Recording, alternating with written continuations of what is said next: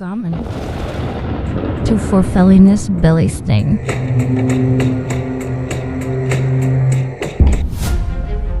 A show dedicated to aligning a journey to a better mental health using the understandings of the ancient Norse. Join us each weekday morning at 7 a.m. Alaska time.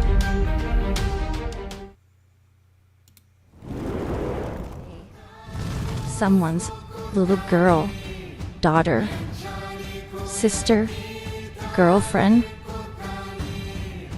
fiance, wife,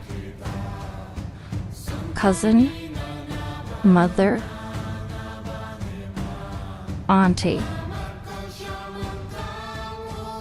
grandmother,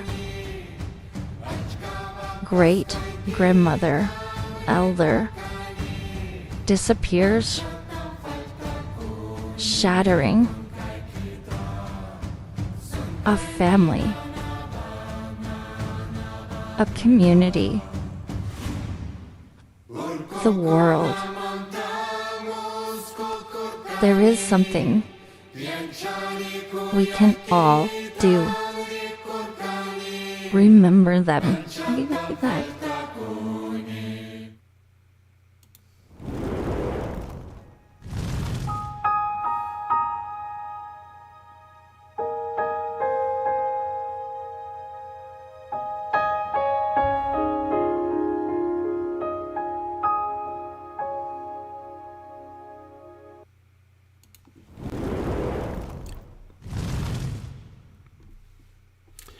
Good morning and happy Thor's Day to you. Today we celebrate the strength of Thor. But how does that apply to our everyday psychology? How can we use that understanding to make our path better starting today? Before we get started today, I want to give a huge shout out, as always, to those who have liked, followed, and subscribed. If you haven't had the chance, please do so.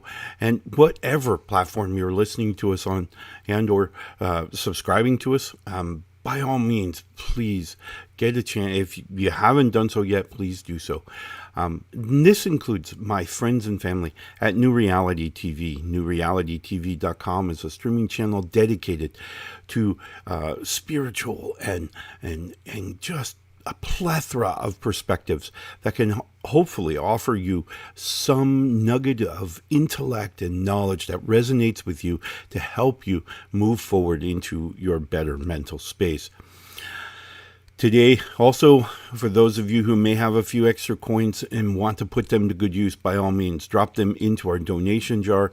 We're always looking for more help to help afford the electronic platform as well as the travel throughout the countries to see and visit with you and help you each to understand our better path forward. If you do find yourself with some questions about who I am, what my message is, what my shows are about, by all means, visit my website. You can also get to my life coaching service there. It's at norsewhispers.com.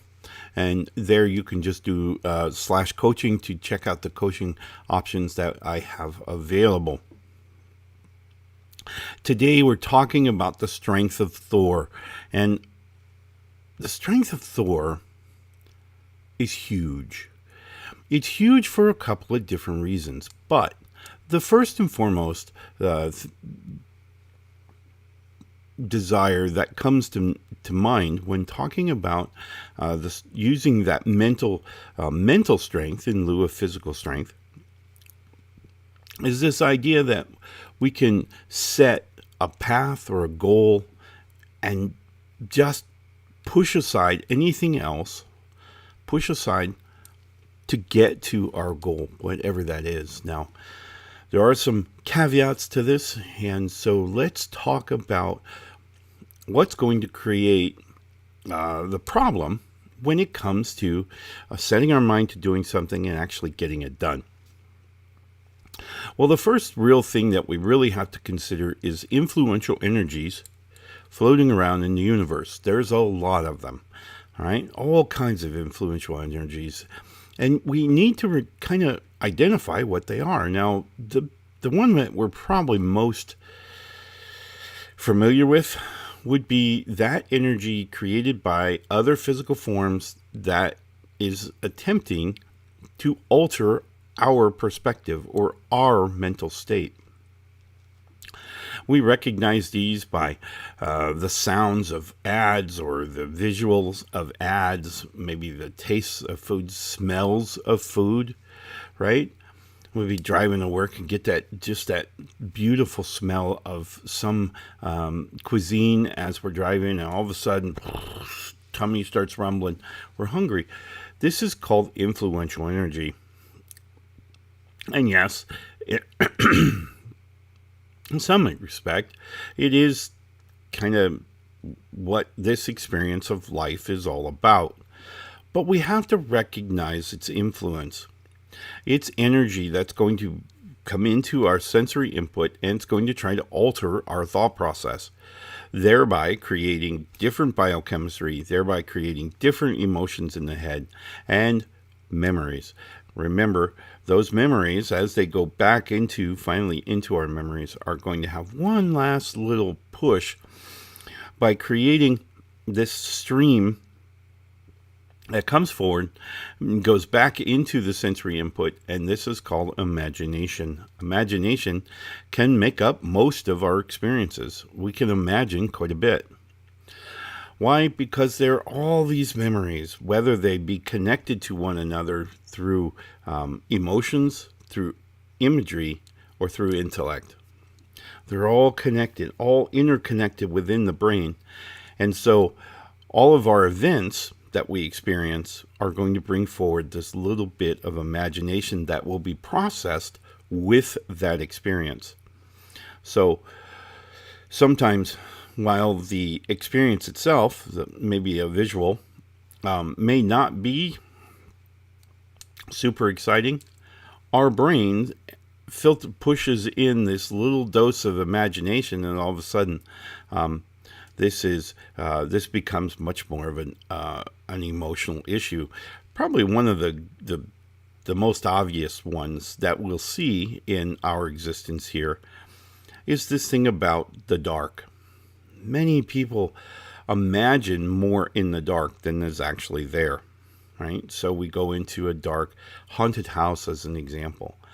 Our imagination is actually doing more of the work than our actual sensory input is.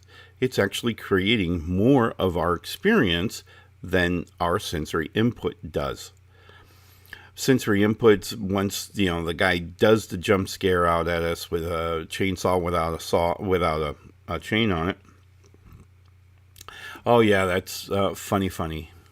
You got me. Good job. Right? But our imagination had driven us much further.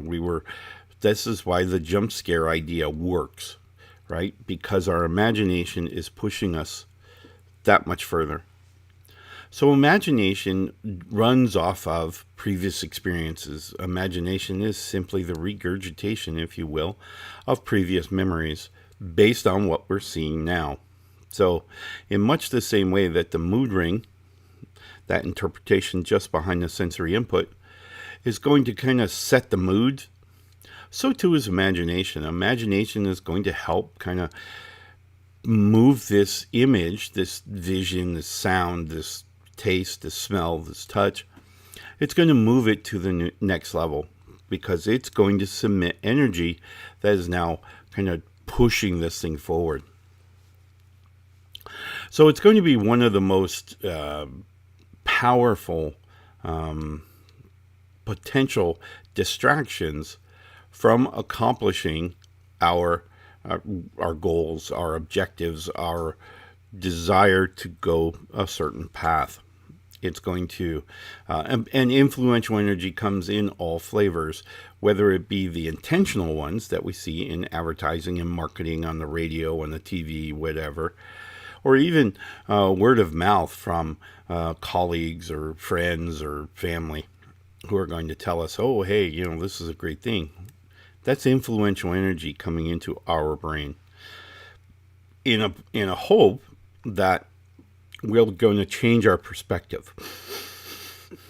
We're going to want to do whatever it is they're trying to influence us. So influential energy is very powerful. Influential energy also comes from our ancestors. As we're processing our daily life, our spiritual entity, remember way back here in the back part of our head, our spiritual entity is receiving experiences and intellect and imagery from the spiritual realm all the time. It's always connected. And it goes through a very similar process that our sensory input does, in that it's bringing in energies that are then processed in memory, right?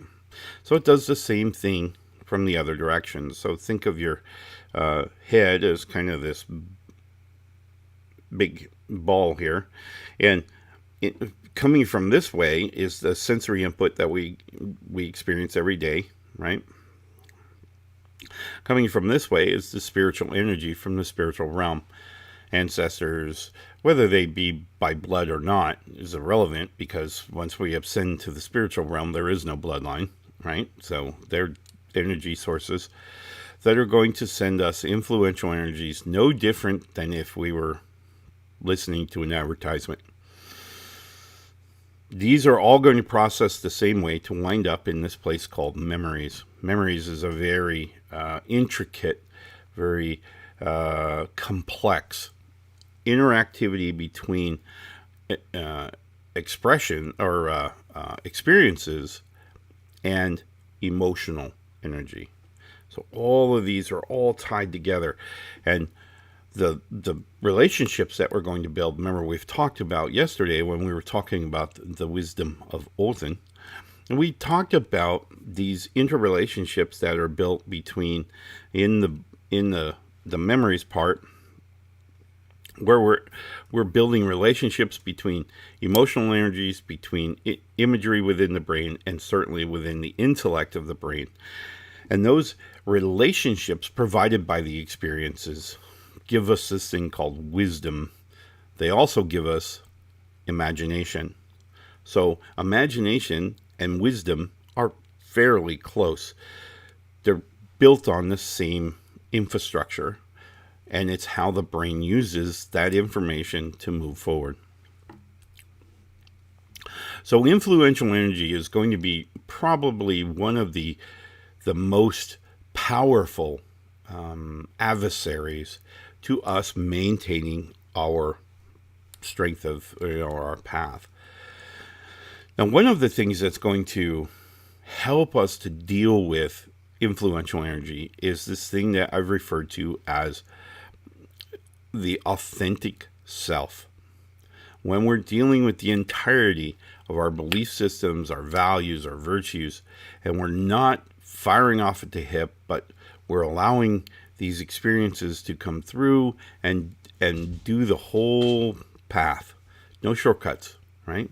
So all the way through, building the proper biochemistry, we're then reconverting that biochemistry back to energy. And now we're storing memories that works, right? That actually has some applicable value. So our authentic self plays a role in that it minimizes the use of imaginations double stored in memory. It helps us to live our path, to live what is destined for us to be.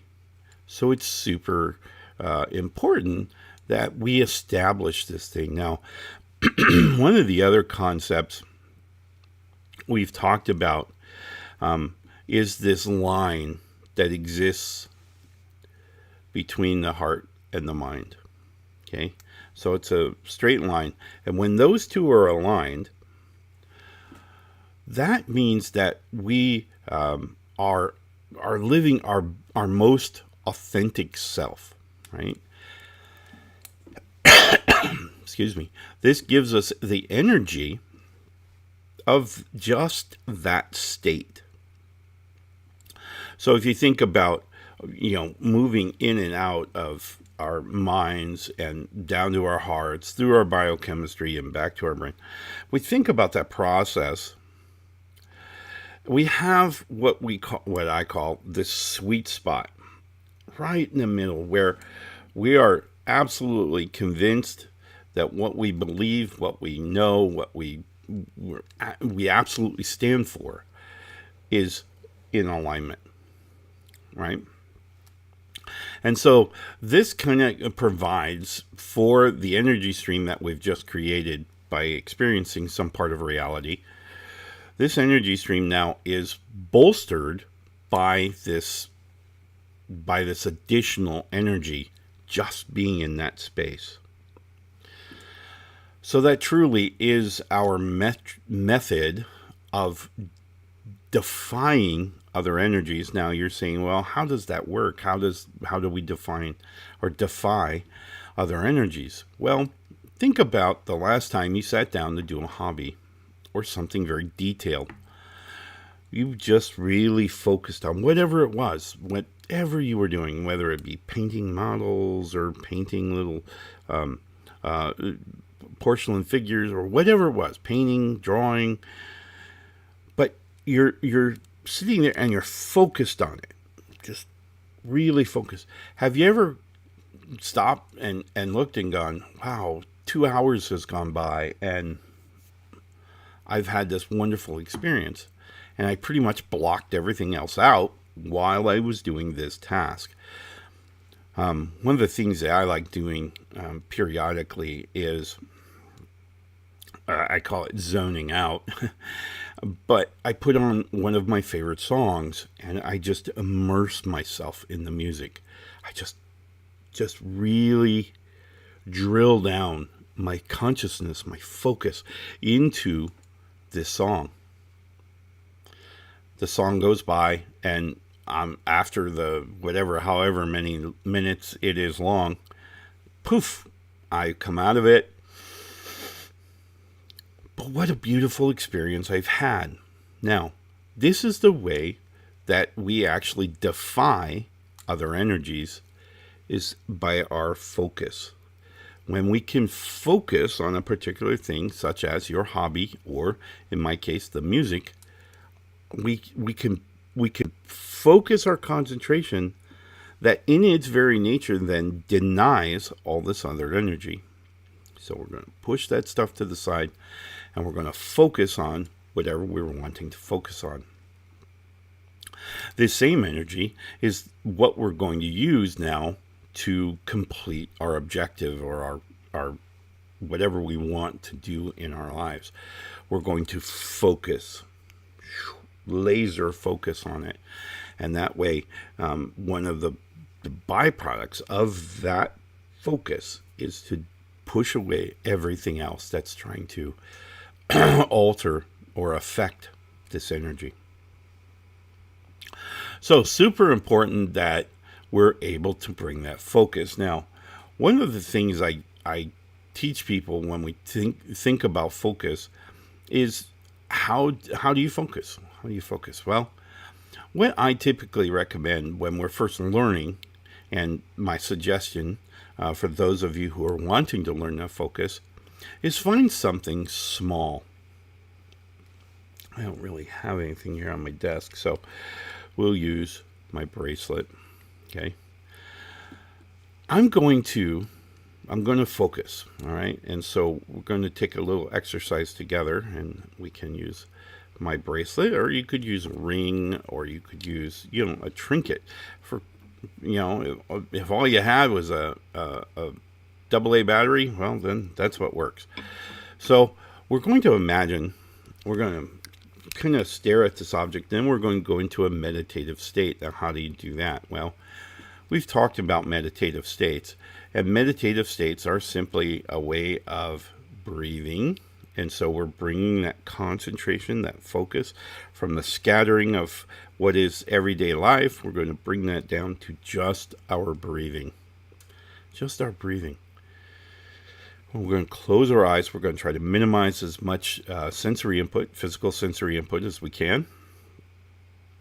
And we're going to just breathe. And so many individuals have breathing exercises, and it's a conscious decision. So you're going to focus on it. So we're going to say in through the nose, hold, out through the mouth, right? So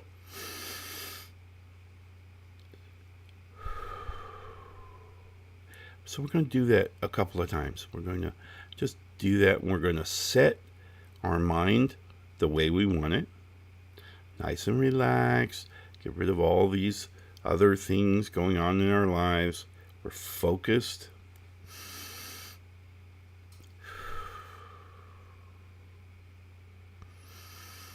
Now, before we had closed our eyes, we'd stared at our bracelet for a few minutes, and we had kind of identified all the details. Now our eyes are closed. Okay? Our eyes are closed, and I want us to picture that bracelet and just put it in our mind's eye, in our third eye. So just imagine it, right? And so we're imagining it. And what I want you to do is imagine yourself inside the bracelet. Think of what it would be like to be inside the bracelet. And now looking out at the walls that surround you, looking at the curve that goes around, the bracelet. So we're really focused on the internal parts of the bracelet. Look for details. This goes back to the detail part, right? So we're focused on the details of being inside the bracelet. All right. This is a way that we can really focus our mind. Remember, much the same way that we did the hobbies, we're going to focus all that we can on our breathing and then the bracelet. Right? So, and we're going to focus on that. Notice how things are starting to fade away. Things are starting to kind of fall out of view. And we're focused on that bracelet. All right. Before I get too much further into this exercise, I need to take a quick break. When we come back from break, I want to talk more about this exercise and what you can do each and every day to help this, to control that energy, right? Particularly setting the energy of each and every day. So setting your mood ring. So we'll be right back after a quick message. The air.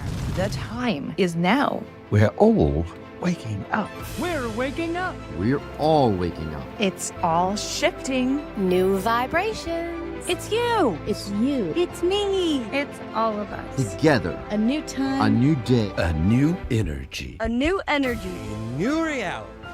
Awaken with us. Awaken with us. Awaken with us. newrealitytv.com.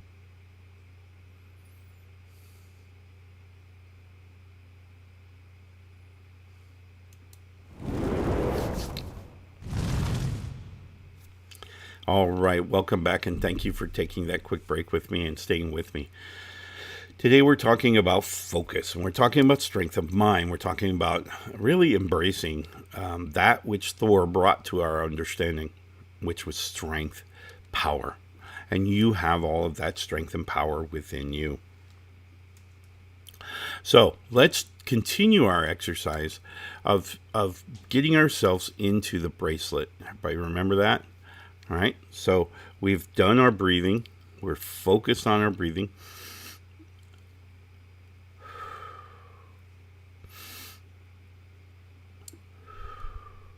All right, so we're going to maintain that.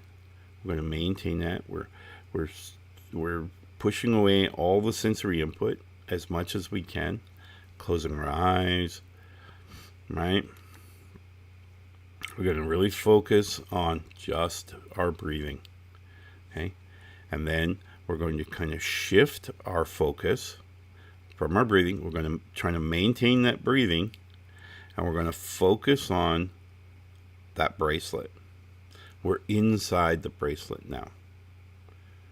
We're walking up and down, maybe crawling on our hands and knees through the bracelet from end to end, checking out the details from inside the bracelet.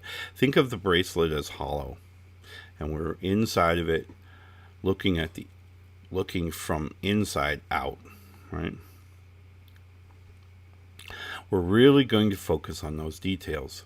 Now, there's a couple of things that we may want to use this particular exercise for. The first one is setting our mood ring. Remember, the mood ring is set when we wake up in the morning. First thing, our consciousness comes forward from the dream realm. The consciousness is going to come forward, and we're going to connect to our social or to our sensory input. When we do that, we need to make sure that mood ring is set the way we need it to, right? So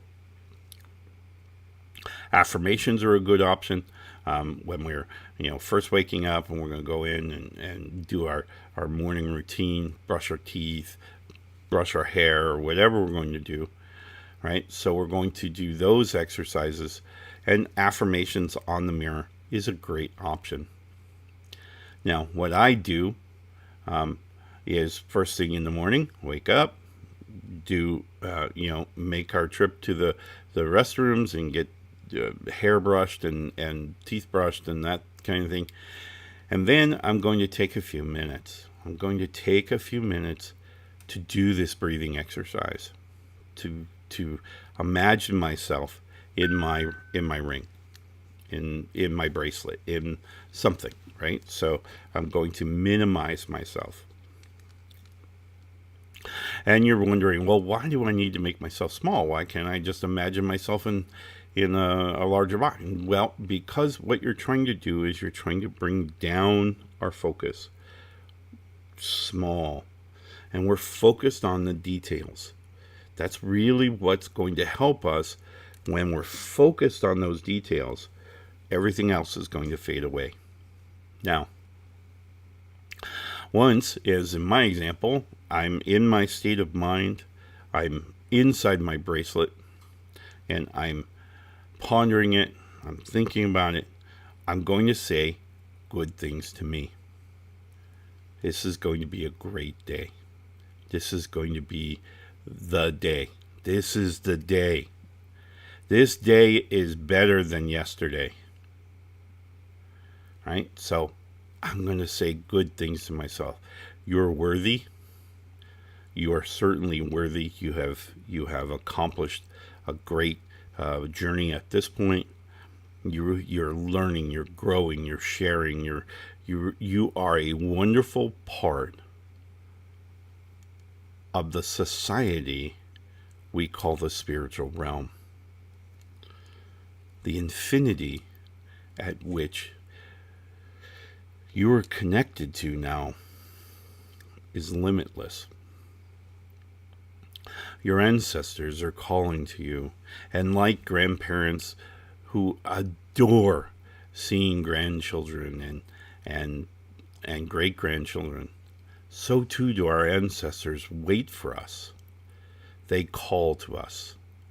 And when we respond in this frame of mind and we think about them and we say, thank you so much for the gifts that you gave to me, the trials and tribulations that you fought and struggled with to make me. Thank you so much. As we just send that energy into the spiritual realm, like every grandparent, we need hugs, right? So my grandson runs into the room, "Grandpa," he says.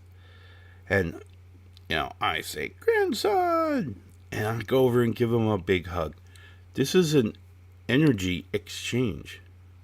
So whenever we're greeting our ancestors, they too run in and give us an energy hug, right? So they're sending their energy to us, to heal us, to grow, to learn, to love, to experience a physical reality packed with emotional exchanges that will extend the understanding of each experience for everyone involved. So we're going to stoke it up there while we're in that bracelet. And this is going to set the mood ring, which then allows us to see the beauty of the reality that we live. So you do indeed create the reality that you're seeing, that you're experiencing. You create that. Set the mood ring. All right. So today we celebrate, as I mentioned, the strength of Thor. May we just really involve him and his attribute of strength, of mental strength, of dedicating ourselves to ensuring that we are successful along the path that we want to travel. Remember, love ourselves first. Others will love us after that. All right.